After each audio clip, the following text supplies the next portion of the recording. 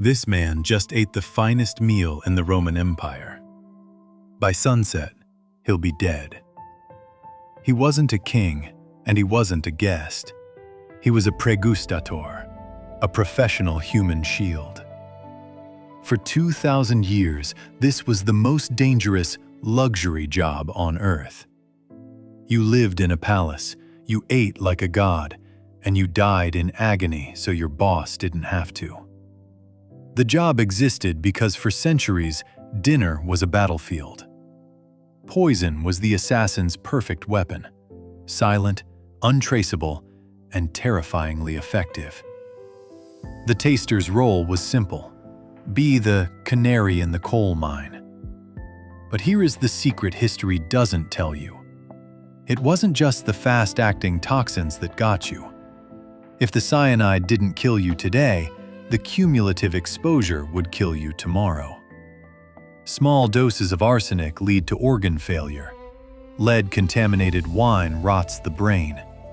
Mercury builds up until your nervous system collapses. The average career length?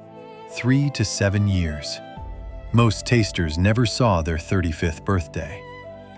You didn't retire from this job. You either died for the king, or you died with him. Take the case of Helotus, the taster for Roman Emperor Claudius in 54 AD. Claudius sat down to a plate of mushrooms. Helotus sampled them, stepped back, and looked perfectly fine. Claudius ate and died in hours. How? Most historians believe Helotus wasn't a shield. He was the delivery man. He likely took a bribe from the queen to let the poison through. It's the ultimate irony. The only thing more dangerous than being a taster was being a king who trusted one. Helotus didn't just survive, he kept his job under the next emperor.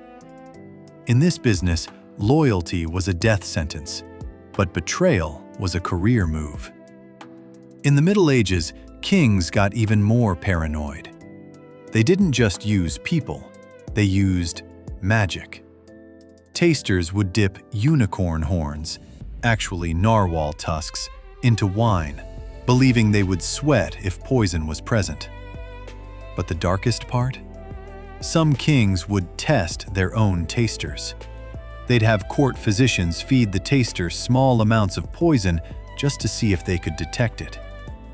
You were being poisoned by the assassins trying to kill your king, and by your king to make sure you were loyal. You were a lab rat in a silk tunic. You'd think we outgrew this by the 20th century. We didn't. Adolf Hitler had 15 food tasters, all young women. One survivor, Margot Vulk, described the daily terror. They would weep after every meal because they were grateful to still be alive. She famously said, "The food was delicious, but we couldn't enjoy it.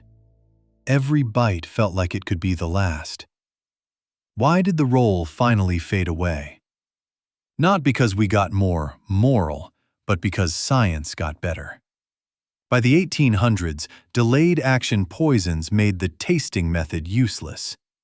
An assassin could poison a king's meal, and the symptoms wouldn't show up for 12 hours, long after the taster had gone to bed and the king had finished his feast. History remembers the names of the kings. It remembers the names of the assassins. But it forgets the thousands of men and women who stood in the shadows, swallowing death one spoonful at a time. Every bite they took was contaminated with fear. Every meal was a gamble they eventually lost. So, next time you're complaining about your 9 to 5, just be glad cyanide detection isn't in your job description.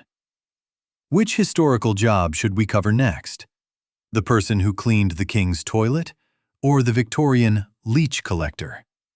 Let me know in the comments.